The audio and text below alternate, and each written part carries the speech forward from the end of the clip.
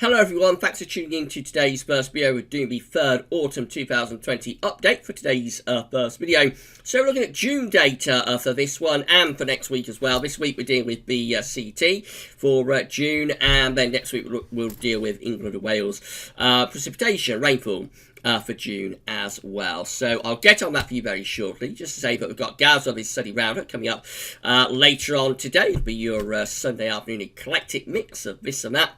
And we'll also have a live stream at 6 o'clock. We'll be live streaming, and in that live stream, we're going to look at CANSIPs for winter 2020-21. So I think that will be quite an interesting watch, hopefully. So just say this is going to be quite a long video, so you can't watch it all in one go, then don't worry, it will be kept on the autumn updates page indefinitely at GavsWeatherVids, and of course on YouTube as well, so you'll be able to watch the video on demand whenever you want. There'll be a written summary that goes with this video as well at GavsWeatherVids.com. I'll try and get that up for you this evening. Big thank you to Richard Traw for this wonderful autumn updates gift. I think this is one of the best that Richard has ever done for us. So big thank you to Rich that. Big thank you to Terry Scoldy as well for all of his help with this particular update. Okay, let's get on with it then. I'm going to start off having a look at the CT, as I say. So this is a CT special. The June Central England temperature came out at 15.3, confirmed at Hadley, 1.2 degrees above average. And so for this autumn update, we're going to be looking at autumns following June's with a CT of 15.0 to 15.5, placing June 2020 slap bang in the middle of that range. There's quite a lot to get through, so when we get to our all years combined, we will have to narrow things down a little bit more, and I'll talk you through that when we get to it. But our first autumn following a June with a CT of 15.0 to 15.5 is the autumn of 1836. And this one is a very unsettled autumn indeed, with a deep trough of low pressure over the top of the country, some hints of northern blocking up to the north, and winds will be coming in from like a northwesterly type direction. So quite a cool and wet autumn in 1836 to start us off. Our next autumn is going to be 1837, again following a June CT of 15.0 to 15.5. This one has a ridge of high pressure out to our west and a trough of low pressure to our east. It leaves us pulling in the wind from like a northerly direction. So this is a drier autumn. The Atlantic is blocked off, nowhere near as wet as the autumn before, but rather on the cool side with winds in from the north to northwest.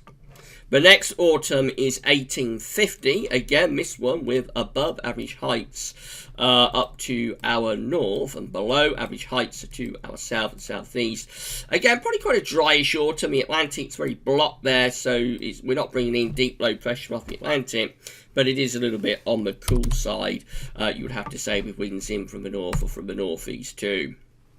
Our next autumn is going to be 1866. This one is more anticyclonic with above average heights extending in from the southwest through the UK and going north as well. Low pressure is in the middle of the Atlantic, the jet stream and the flow doing something a little bit like that. So that's a more anticyclonic autumn, I think, in 1866. Our next autumn is 1868. This follows a very hot summer. This one is quite a cool autumn, a hot summer but cool autumn with above average heights to the north and below average heights to the south. Winds are in from an easterly direction with this autumn, so it's rather cool and relatively dry, I suppose, but quite a coolish autumn following a hot summer and preceding the warmest winter on record, of course, which is 1868, 1869. Our next autumn is 1870. This one much more unsettled. This has deep low pressure coming in from off the Atlantic with a strong westerly wind too.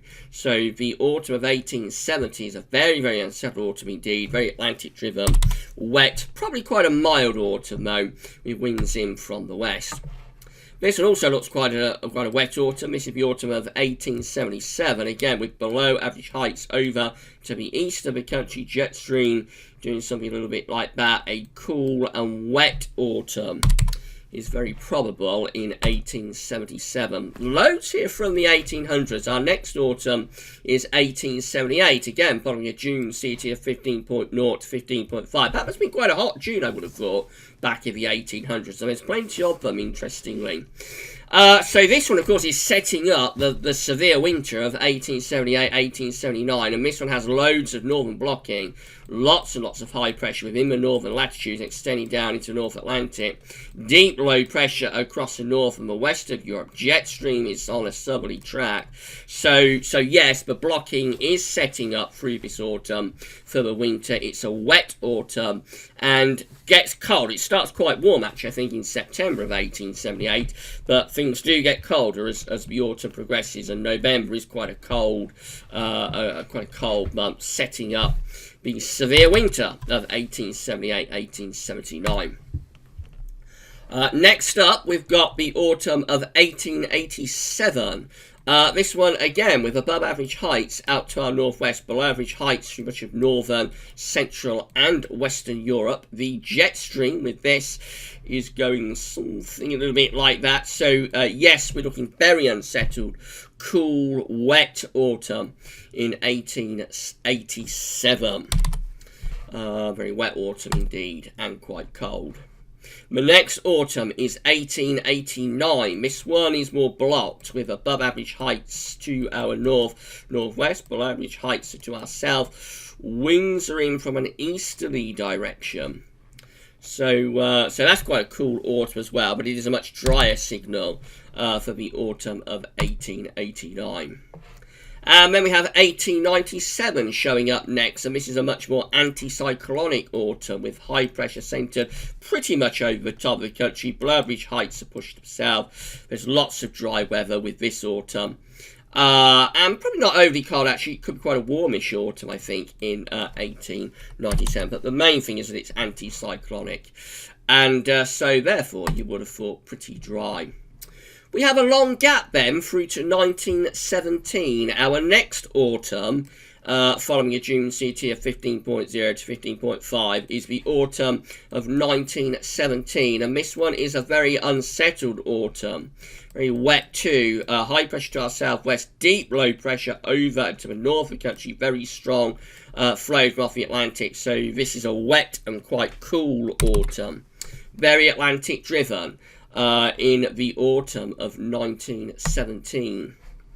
1925 is our next autumn, this one with above average heights out to our west and below average heights to our east. Winds with this one are kind of in from a northerly direction, so quite cool and quite unsettled, maybe quite cold and unsettled even, in the autumn of 1925. Autumn 1930 is next up, with deep low pressure over and to the east of the country. Higher pressure is up to the north. There is some high pressure towards Spain as well. This is an unsettled autumn and probably quite Atlantic driven. Could be a little bit on the cold side. I think the main thing with that one is it is quite a wettish sort of autumn. 1935 also looks like a very wet autumn with deep trough of low pressure centred right over the top of the country. High pressure is pushed out into the middle of the Atlantic. Jet stream doing something like that. So a very wet autumn for 1935 and probably a little bit on the cool side as well. Next up, we have 1941, following a June CT of 15.0 to 15.5. This one with high pressure blocking to the north. Winds, therefore, are going to be in from the east. So, yes, this looks like another dryish autumn, but probably quite a cold one. Remember, this is in the middle of the cold run of winters, in the middle of a trilogy of cold winters through the early 1940s. And I expect there is something at work there in terms of the winter pattern, with high pressure blocking to the north of the UK, between Iceland and Scandinavia. So quite a cold and dry autumn in 1941. 1947 is another anticyclonic autumn, but this one is quite a warmish autumn with above average heights centred pretty much over the top of the country, actually, across much of northern Europe. Low pressure is pushed away from us. That's a much drier, that's a much drier autumn, and pretty warm too, quite a mild autumn in 1947. And then 1949 is a very warm autumn, especially so in September, with high pressure to our northeast, low pressure to our west and southwest. Winds are drawn up from the south then, in the autumn of 1949.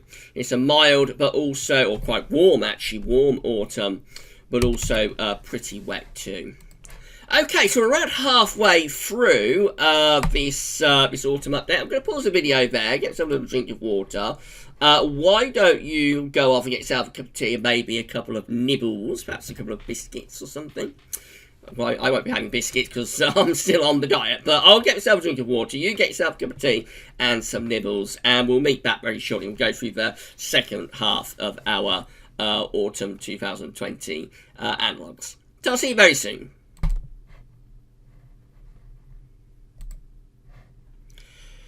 Okay, we're back, and we are ready to resume the third autumn 2020 update. So where we left off is that we was looking at autumn following June's with a CT of 15.0 to 15.5. We got to autumn, I should say, well, June and autumn 1949, and now we're going to continue. So let's crack on. And our next June with a CT of 15.0 to 15.5 was June 1957. And the autumn of 1957 looks like this, with above average heights centred over to the west of the country, below average heights up to the north. This also looks like a rather drier autumn, and probably relatively mild as well, but I think it does have quite a cool, wet September, but otherwise it's actually quite a mildish and dry sort of autumn in 1957. The next autumn is 1959, so this one is very extended summer with above average heights to our northeast. Winds are in from an easterly direction. So this summer begins in the spring, it's still going on well into the autumn. It's not until sort of end of October into November that the summer pattern finally breaks and we go sort of Atlantic driven and wet and windy. But most of the autumn of 1959 is actually warm and dry, especially so in September and most of October. Our next autumn is 1966. This was a very wet autumn with above average heights pulled out into the middle of the North Atlantic and below average heights extending through the north and the west of Europe. There's tremendous rainfalls during the autumn of 1966 after quite a wet summer as well, and it culminates in the terrible disaster that occurred in Aberfan where there's a mudslide and the slurry went over a school. Unfortunately, quite a few children died in that disaster at Aberfan. So yes, the autumn of 1966 was a very, very wet autumn indeed. Quite a long gap then through to 1982. Our next autumn following a June CT of 15.0 to 15.5 is the autumn of 1982. And this one has deep low pressure again over and to the west of the country, and we bring in the winds from off the Atlantic. So a very wet and Atlantic driven autumn in 1982. Very, very wet autumn indeed. 1993 is our next autumn. This is quite a cold autumn actually, with high pressure to the north and low pressure to the south. Winds are coming in from the east. So this one is quite a cold autumn. We have a run of cold months or cooler than average months starting in July and continuing right through to November. Particularly cold in November of 1993. With some early snowfalls and some easterly winds, but September 93 was really wet and quite cool, and October was drier, but also quite cold month. So yes, this is a cold and average autumn in 1993, and probably one of the last substantially cold than average autumns that we've had for a long while. We haven't had many cold autumns for a very, very long time, but that is one of them. Also, I think 2010 was a cold and average autumn, probably 2008, but there haven't been many of them since 1993. The next autumn is 2000. Look at this, really phenomenally wet autumn. Deep low pressure stuck over top of the UK and Western Europe. We've got a ridge in the middle of the Atlantic, and we've also got a big area of high pressure up to our northeast, and this sort of traps in the ridge across UK and Western Europe. So this is a very, very wet autumn indeed, with severe floods in the UK during October and November of 2000. Very, very wet autumn indeed. The next autumn is 2004, following a June CT of 15.0 to 15.5, with above average height sort of to our west and northwest. You might look at that and think it's quite a cold autumn, with winds in from like the north to northwest. It wasn't particularly. It's actually quite a warm autumn. It has a warm, dry September. November is kind of a mild, nondescript sort of month, and October of 2004 is quite wet, but also relatively average with the temperature. Then we have 2005. The autumn of 2005 is a very warm autumn with high pressure to our east, low pressure is out to the west. Winds are kind of drawn up from the south. So the autumn of 2005 is very wet, is very warm, I should say, in September and also in October and to the first half of November. And then it flicks on a sixpence. The second half of November becomes much colder in 2005, setting up a slightly cooler winter for 05-06, but a winter that never truly comes together really. But anyway, yes, warm autumn until the middle of November, then it turns on a sixpence, and the rest of November is really cold with northerly winds and even some snow. The next autumn is 2000. This one is a mild, dry autumn with high pressure centred over the top of the country and slightly to our west. Winds are doing something a bit like that. So that's a dry and mild autumn 2007, allowing recovery from the extraordinarily wet winter. Then we've got 2010. Of course, summer 2010 was front-loaded, so it did have a warm June and a cold, wet, or a cool, wet August, with July sort of transitioning. And so we come to the autumn of 2010, and we're getting the pattern for the December to remember in place here. So we've got northern blocking around Iceland and Greenland, with a deep trough of low pressure over the UK and Western Europe. That draws in the wind from an east to northeasterly direction. And so September of 2010 is kind of average, but for the era, perhaps a little bit cooler actually, but kind of average September with some rain at times. October 2010 is quite dry but pretty cold, and then of course we get to November, and that's when the December to remember begins actually in the second half of November 2010. The first half of November 2010 is mild and Atlantic driven, but the second half becomes much colder, particularly in the last week of November 2010. It starts to get quite severe. We start bringing some quite severe cold. There's also quite a bit of snow around as well. Of course, that sets up the pattern for the December to remember. Okay, then we've got 2014, and this one is a warm, dry autumn. Nowhere near as exciting as 2010. This one has low pressure out to our west. High pressure is to our northeast. Winds are coming up from a southerly direction. That's a dry, but also quite warm autumn in 2014. And the last autumn is actually 2016. The last time we had a June CT of 15.0 to 15.5 was 2016. The autumn of 2016 is another anticyclonic, pretty dry autumn. This time the high pressure is over to the east of the country. Looks like it should be quite a cold autumn. Looks like it should be drawing in east or northeasterly winds. It wasn't particularly. Actually, September of 2016 was very warm with unusual heat. Temperatures going well into the 30s Celsius during September 2016. And the rest of the autumn was generally quite mild as well. Okay, so let's start putting all of that together. Now, I've got a lot of years there, so we can only have 20 for our all years combined. So what we've got to do is narrow things down a little bit more.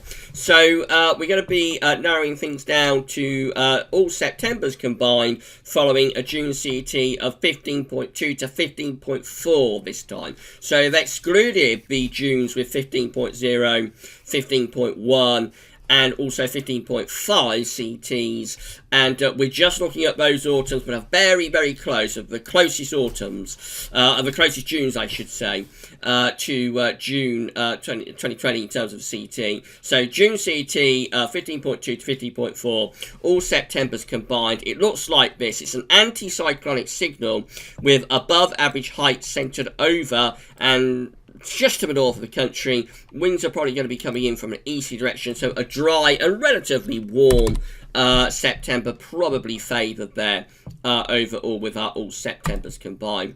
All Octobers combined looking very, very different. This is how all Octobers combined look following a June CT of 15.2 to 15.4. Much more unsettled, much wetter, deep, deep low pressure covering not just the UK but much of Western Europe. No particular northern blocking signal. There is some high pressure up here right out of the Arctic, but not really enough to force cold air down into that trough. So I think more than anything, just a very, very wet signal and unsettled signal for October probably. All Novembers combined looks very similar. So again, this is all Novembers combined following a June CT of 15.2 to 15.4. This one low pressure again across much of Western and Northern Europe. High pressure pulled out into the middle of the Atlantic. So again, it looks like a very unsettled autumn after a dry start in September. Looks like both October and November could favour quite a lot of rain. All autumns combined following a June CT of 15.2 to 15.4 looks like that. Again, low pressure covering many northern and western parts of Europe. High pressure pulled out into the middle of the Atlantic. So again, quite a wet signal overall. But bear in mind, September does look a lot drier. If we narrow things down even more and exclude all of the years before 1950, these are the years that we're left with. So this is all Septembers combined following a June CT of 15.2 to 15.4 post 1950. So it's 1957, 1959, 1966, 2004, 2005, 2010, and also 2016. Still an anticyclonic signal for the all Septembers combined. High pressure centre pretty much through the country, but maybe a slightly warmer signal actually. So with this, winds are probably being drawn up from a south-southwest direction. Nevertheless, either way, it's quite anticyclonic, so we do favour a relatively dry September here. Probably quite a warmish September too. All Octobers combined are looking like that. So still an anticyclonic signal, but the high pressure tends to go more towards the northeast, which in October you're going to start drawing quite chilly, maybe even quite cold air from the east. Quite a bit of low pressure is to the south of the country through here. Jet stream is pushing south as well. So again, quite a dry signal for the all Octobers combined, but maybe a little bit colder, maybe drawing the air in from the east. And then all Novembers combined post 1950 following a June CT of 15.2 to 15.4 looks like that. Potentially a little bit colder. So heights are rising within the northern latitudes. The high pressure is particularly strong to the south of Greenland, which probably does allow some Atlantic flow in. Nevertheless, with low pressure sort of centred to our south, you could envisage that some of these Novembers may be getting quite cold. We have got 2010 in the mix, for example. And then finally, all autumns combined, following a June CT of 15.2 to 15.4 post 1950 looks like that. So it is an anticyclonic signal for these autumns. Quite a dry autumn being favoured with high pressure over into the north country, low pressure to the south. Winds favored to be in from the east. And so yes, a dry signal, but maybe getting progressively colder. So quite a warm, dry signal for September. Remember, autumn is a transitional season anyway. So we have a warm, dry signal really for September, but maybe a colder signal, but still relatively dry sort of signal for November, perhaps. Right, so that pretty much wraps it up for our third autumn 2020 update. So I hope you found it interesting and informative. Please give us a like on the video. Don't forget to subscribe to the channel and let us know in the comments what you think. And this video will be placed on the autumn updates page with a written summary just going over everything that we discussed in the video at GavsWeatherVids.com, and I'll get that up for you tonight. Before we close the video, I can tell you that the GavsWeatherVids Autumn 2020 forecast is actually going to be released on Sunday the 30th of August. So the penultimate day of August is when we will release the GavsWeatherVids.com Autumn 2020 forecast. So we've still got several updates to go. We aren't at the business end of the updates yet, but that's when it's going to be anyway. That will be the day that we release the autumn forecast, Sunday the 30th of August. Okay, so that's it. We'll be back with another update next week. I think next week we'll look at June precipitation data. For fourth autumn update, we'll be with you next Sunday, hopefully. We're going to have GavsWeatherVids Study Roundup coming up just after lunch. That's your eclectic mix of this and that. And then we're going to be live streaming from 6 o'clock tonight, or this evening. We'll have our live stream. We'll all check in and see how we're all doing. And as I say, there's going to be some winter data in that. We're going to look at CANSIPs for the winter of 2020-21. Possibly CFSV2 for winter 2020-21 as well might show up. We'll see. And that'll be coming up from 6 o'clock. But for the third autumn 2020 update, that's all for now. And thanks for watching.